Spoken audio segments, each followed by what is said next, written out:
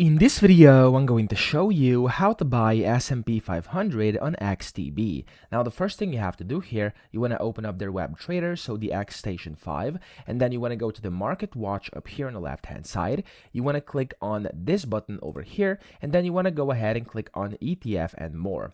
In here, you can then just type in S&P 500 like this.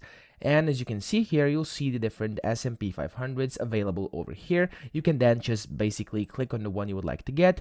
And as you can see, it's going to pop up like this. Now, here you can also show this on chart by clicking this button next to it. So it's going to pop up on a chart like that. And then you can just double click on it and you'll be able to set either a market or a stop limit order.